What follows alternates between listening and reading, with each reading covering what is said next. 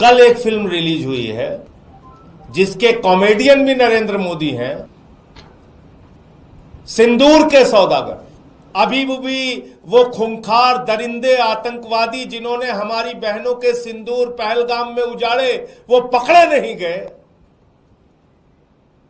और आप light camera action rally में सभा सिंदूर के सौदागर बन गए।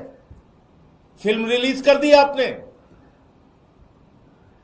सेना में किस पद पे आप काम करते हैं मोदी जी? पहलगाम में आतंकी हमले को 1 महीने पूरे हो चुके। हिंदुस्तान पाकिस्तान युद्ध विराम के बाद ही हमारे देश के सभी राजनेता अपनी अपनी पार्टी को मजबूत करने में व्यस्त हो गए और चुनावी प्रचार के पोस्टर शहरों के खंभों पर दिखने लगे। किसी खंभे पर राहुल गांधी जी को पाकिस्तान के आर्मी चीफ के चेहरे से जोड़कर दिखाया जा रहा है, तो कहीं मोदी जी को आर्मी की वर्दी में दिखाया जा रहा है। हालांकि विपक्षी दलों ने युद्ध के समय सरकार का साथ तो दिया था, लेकिन मोदी जी के एक भाषण के बाद विपक्ष ने सरकार पर तीखे सवाल उठाने शुरू कर दिए। दरअसल प्रधानमंत्री नरेंद्र मोदी ने हाल ही में एक भाषण के दौरान कहा, मेरी रगों में खून नहीं, गर्म सिंदूर बह रहा है।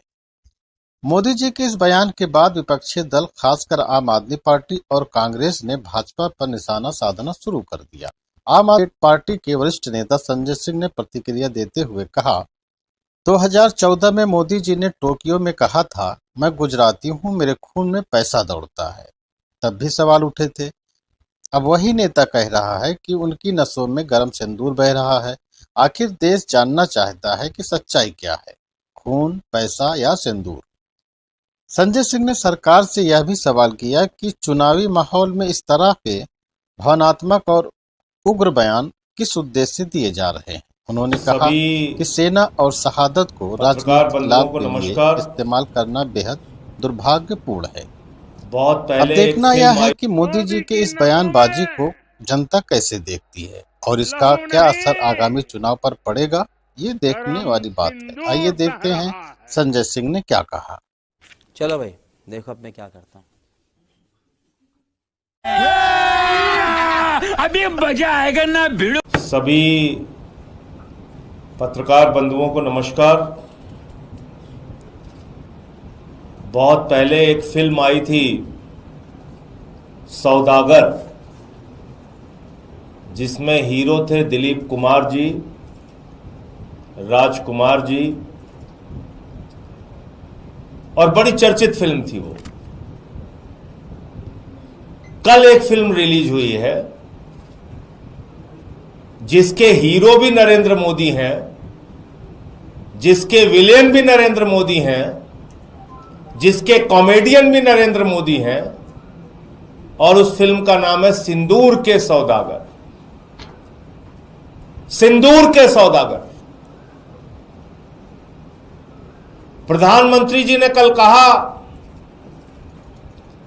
मेरे शरीर में गरम सिंदूर दौड़ रहा है। मैं प्रधानमंत्री जी से पूछना चाहता हूं, पहलगाम में जिन बहनों के माथे के सिंदूर उजाड़े गए, उनके घर में अभी भी मातम है। सर्वदलीय बैठक में आपकी सरकार ने कहा कि ऑपरेशन सिंदूर जारी है। अभी भी वो खूंखार दरिंदे आतंकवादी जिन्होंने हमारी बहनों के सिंदूर पहलगाम में उजाड़े, वो पकड़े नहीं गए। और आप लाइट कैमरा एक्शन रैली में सभा सिंदूर के सौदागर बन गए। फिल्म रिलीज कर दी आपने। नहीं, गरम उन बहनों के घर में मातम है और आप निकल पड़े पूरे देश में। ये फोटो छपवा के सेना में किस पद पे आप काम करते हैं मोदी जी?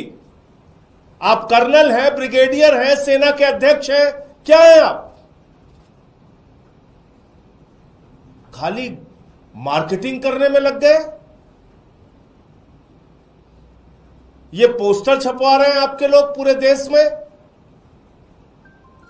और तो और छोड़िए, शर्म आती है अभी ऑपरेशन सिंदूर खत्म नहीं हुआ, वो आतंकवादी मारे नहीं गए जिन्होंने पहलगाम में बहनों के सिंदूर उजाड़े थे। उसके पहले ही आपने रेलवे के टिकट पे ऑपरेशन सिंदूर के साथ अपनी फोटो बनवा ली,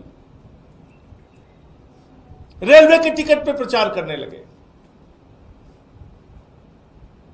प्रधानमंत्री जी, इतनी बेरहमी आपको आती कहां से है?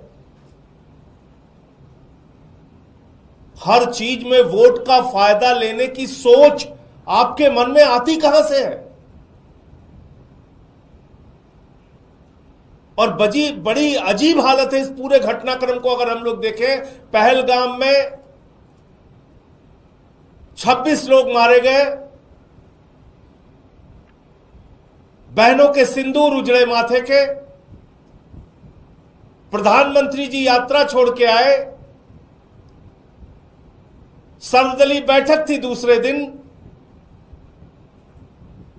सारे दलों के लोग मौजूद थे।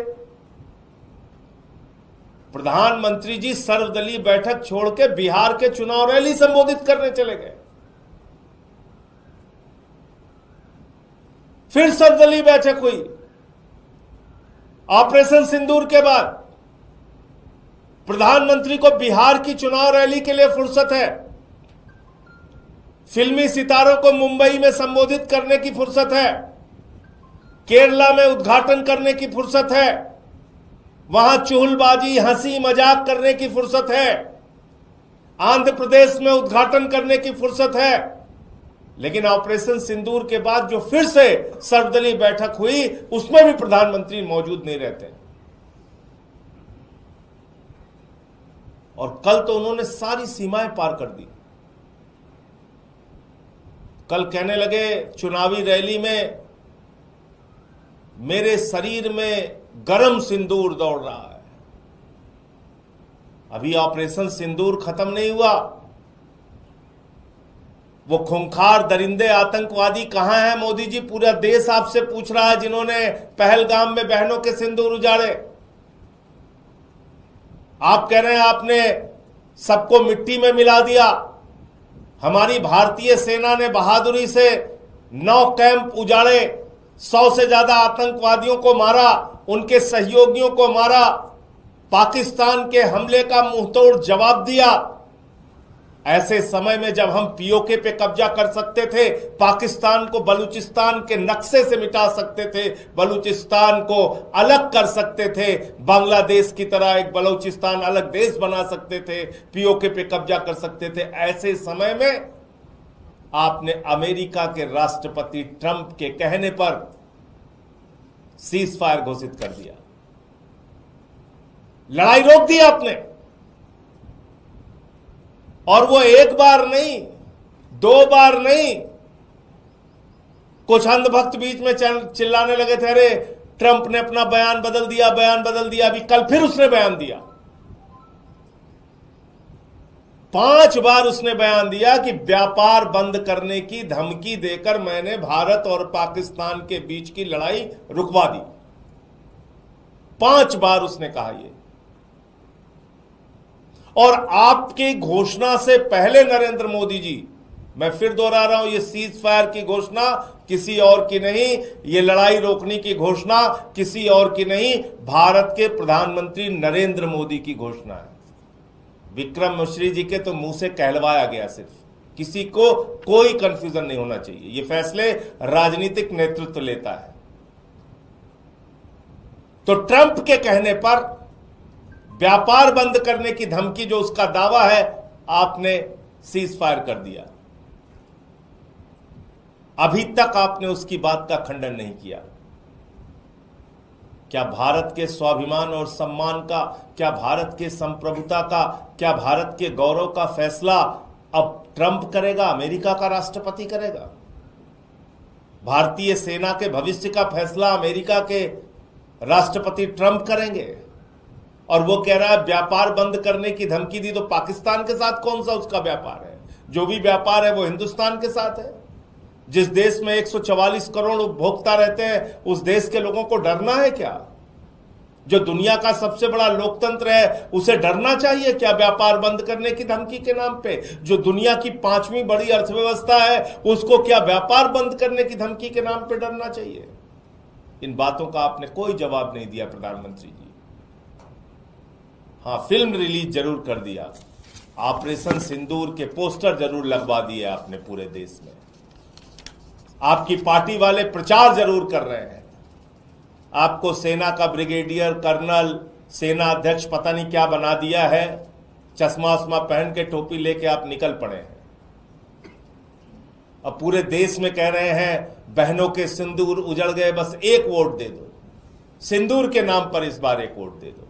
एक वोट चाहिए, बिहार में चाहिए, बंगाल में चाहिए, पूरे देश में चाहिए, बस एक वोट चाहिए मोदी जी आपको। तो ये फिल्म जो सिंदूर के सौदागर कल मोदी जी ने रिलीज की है, मैं देश की जनता से कहना चाहता हूं, पहलगाम में जिन बहनों के माथे के सिंदूर उजड़े उसको भूलना नहीं। जिस प्रकार से ट्रंप का दावा है कि व्यापार बंद करने की धमकी के नाम पर पीओके पे कब्जा करने का मौका प्रधानमंत्री ने गंवाया है, बलूचिस्तान को अलग करने का मौका प्रधानमंत्री ने गंवाया है, इस अपराध को भूलना नहीं, याद रखना और बार बार मोदी जी से सवाल पूछना। ये नाटक, नौटंकी, ड्रामेबाजी, ये भाषणबाजी, इसके चक्कर में आपको नहीं फंसना। ये रेलवे का टिकट है, ये रेलवे के टिकट में प्रचार शुरू हो गया। अभी ऑपरेशन सिंदूर जारी है, बंद नहीं हुआ, उसके पहले ही प्रचार शुरू हो गया। तो ये कितना शर्मनाक है आप खुद से सोच सकते हैं। मैं इतनी ही बात कहना चाहता हूं कि भारत के प्रधानमंत्री नरेंद्र मोदी चुनाव के लिए, वोट के लिए किसी भी हद तक जा सकते हैं और कैसा भी हथकंडा अपना सकते हैं। उनको किसी भी तरह की कोई शर्म, कोई हया, किसी भी प्रकार का कोई संकोच नहीं है। गजब बेइज्जती है। Bye bye, tata, good bye, गया।